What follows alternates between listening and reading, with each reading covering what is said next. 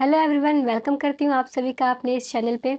Last के 2 videos में हमने पढ़ा था सेल वॉल की डेफिनेशन और हमने देखा था प्रोकैरियोटिक सेल कैसा दिखता है और हमने जाना था सेल इनवलॉप के पहले 2 लेयर्स के बारे में जो कि थे ग्लाइकोकैलिक्स और था सेल वॉल। आज की वीडियो में हम सेल मेम्ब्रेन पढ़ने वाले हैं। ग्लाइकोकैलिक्स हमने देखा था, ग्लाइकोकैलिक्स म्यूकोपॉलीसेकेराइड से बना हुआ था और इसके 2 टाइप्स थे, कैप्सूल और स्लाइम लेयर।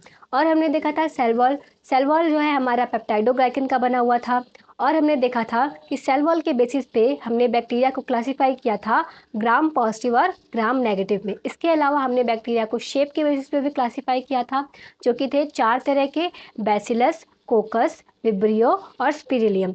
आज हम पढ़ेंगे सेल मेम्ब्रेन के बारे में। देखिए, जो सेल मेम्ब्रेन है वो किसकी बनी होती है?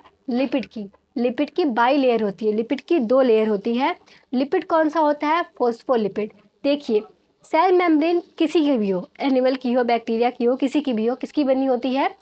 प्रोकैरियोटिक की हो या यूकैरियोटिक सेल की हो, सेल मेम्ब्रेन सबकी सिमिलर होती है जो कि किसकी होती है? फोस्फोलिपिड की होती है। फोस्फोलिपिड का एक छोटा सा स्ट्रक्चर ये आपने 10th क्लास में भी देखा हुआ होगा, है ना? देखिए क्या होता है इसमें, जो इसका पोलर ग्रुप होता है वो बन जाता है इसका पोलर हेड और इसकी हाइड्रोफोबिक टेल जो है वो इसके पीछे ट्रेल कर रही होती है। तो जो पोलर हेड होता है वो क्या होता है? हाइड्रोफिलिक होता है। हाइड्रोफिलिक मीन्स वाटर से अट्रैक्ट होने वाला, वाटर अट्रैक्टिंग। और जो इसकी टेल होती है वो हाइड्रोफोबिक होती है जो कि क्या करती है? वाटर को रिपेल करती है। अब देखिए, 2 लेयर की हमें ज़रूरत क्यों पड़ी? मान लीजिए यहाँ पे पूरा वाटर ही वाटर है, ठीक है? आपने इस लिपिड की लेयर को यहाँ पे लगाया, तो जो वाटर जो वो लेयर थी, जो जो वो पार्ट था जो वाटर को अट्रैक्ट करता है वो वाटर की तरफ हो गया, ये हेड वाला पार्ट। और जो वाटर से जो वाटर को रिपेल करता है वो क्या हो गया? पीछे साइड आ गया, ठीक है? लेकिन अगर जब इधर भी हम पानी डाल दें तो अब तो ये जो पार्ट है वो वाटर के कांटेक्ट में आ रहा है ना? लेकिन जब हम एक और लेयर यहाँ पे लगा देते हैं तो ये जो पार्ट है ये वाटर अट्रैक्टिंग पार्ट है, ये इसकी तरफ हो गया, और जो ये वाला पार्ट है वो वाटर रिपेलिंग पार्ट है, वो पीछे की तरफ हो गया। तो इस तरह से हाइड्रोफोबिक पार्ट अंदर की तरफ आ गया और हाइड्रोफिलिक पार्ट बाहर की तरह आ गया। इस तरह से ये ऐसे करके पूरा एक गोल स्ट्रक्चर बना लेगा जो कि बन जाएगा लिपिड की बाई लेयर, ठीक है? अब देखिए, जो लिपिड जो सेल मेम्ब्रेन होती है वो सेमी परमिएबल होती है। सेमी परमिएबल का मतलब हम पहले भी पढ़ चुके हैं। जो सेमी परमिएबल लेयर होती है उसके अंदर से वाटर अपने आप मूव कर सकता है, उसको किसी चैनल या किसी गेट की ज़रूरत नहीं पड़ती है, वो अपने आप ऑस्मोसिस के थ्रू या डिफ्यूज़न के थ्रू मूव कर सकता है। लेकिन जो आयंस वगैरह हैं उनको चैनल की या फिर पंप की ज़रूरत पड़ती है सेल मेम्ब्रेन से मूव करने के लिए। अब मान लीजिए इसके अंदर एक चैनल लगा हुआ है, अगर वो चैनल सोडियम का है तो उससे सिर्फ सोडियम ही पास हो सकता है, पोटाशियम उससे पास नहीं हो सकता है। इसके अलावा सेल मेम्ब्रेन के अंदर कुछ प्रोटीन स्ट्रक्चर भी लगे होते हैं, इसे हम और डिटेल में पढ़ेंगे यूकैरियोटिक सेल में। अभी एक सिंगल प्रोकैरियोटिक सेल का हमने एक छोटा सा सेल मेम्ब्रेन का एग्जाम्पल देखा है, इसके बारे में और अच्छी तरह अब हम जब हम यूकैरियोटिक सेल पढ़ रहे होंगे वो पढ़ेंगे, ठीक है?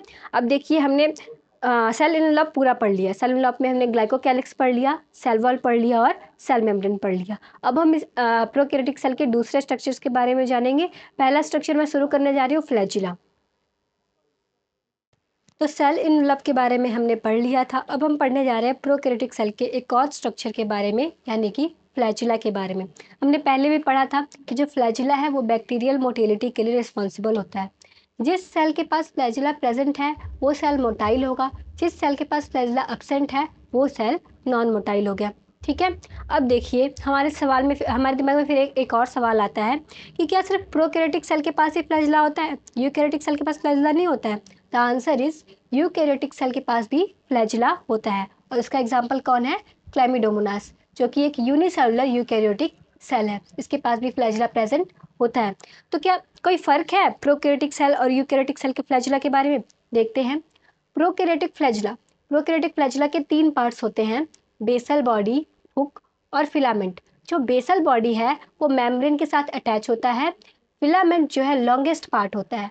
जो यूकैरियोटिक फ्लैजिला है उसके सिर्फ 2 ही पार्ट होते हैं, बेसल बॉडी और फिलामेंट। इसके पास हुक प्रेजेंट नहीं होता है। यही डिफरेंस है प्रोकैरियोटिक फ्लैजुला और यूकैरियोटिक फ्लैजुला के बीच में।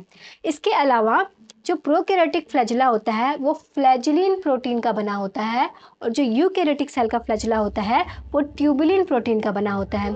इसके 3 पार्ट्स हैं, बेसल बॉडी, हुक और फिलामेंट। इसके 2 पार्ट्स हैं, बेसल बॉडी और फिलामेंट। फंक्शन दोनों के सिमिलर है।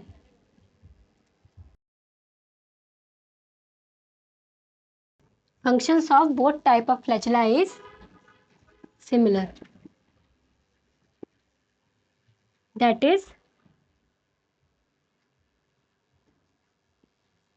motility.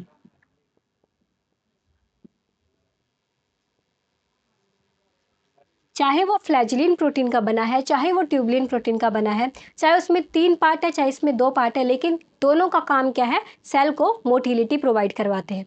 ठीक है, अब देखिए नंबर ऑफ फ्लैजिला और उसकी पोजीशन के बेसिस पे हमने बैक्टीरिया को क्लासीफाई किया हुआ है।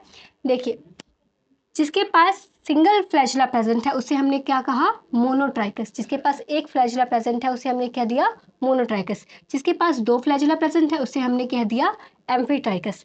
जिसके पास बंच ऑफ फ्लैजुला प्रेजेंट है दोनों साइड पे उसे हमने क्या दिया? लोफोट्राइकस। इसका एग्जाम्पल क्या है? स्पिरिलियम।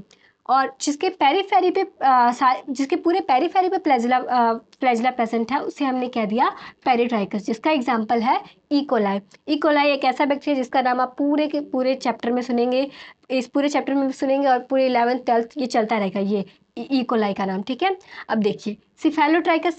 सिफेलो यानी कि हेड, जो फ्लैजुला हेड पे प्रेजेंट है उसे हमने क्या कह दिया? सिफेलोट्राइकस।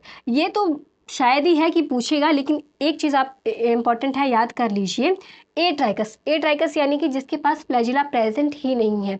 ये इसके एग्जांपल्स इंपॉर्टेंट है, याद कर लीजिए, साइनोबैक्टीरिया, कोकस और माइकोप्लाज्मा। ये 3 बैक्टीरिया हैं जिनके पास फ्लैजुला प्रेजेंट नहीं होता है। इन्हें फ्लैजुला की ज़रूरत नहीं होती, ये बिना फ्लैजुला के ही अपना मूवमेंट करते हैं। ठीक है, तो हमने आज क्या क्या पढ़ा? हमने आज सेल मेम्ब्रेन के बारे में पढ़ा और उसके प्रोकैरियोटिक सेल के एक और स्ट्रक्चर फ्लैजुला के बारे में पढ़ा। अगली वीडियो में हम प्रोकैरियोटिक सेल के और स्ट्रक्चर्स के बारे में पढ़ेंगे। तब तक के लिए थैंक यू वेरी मच।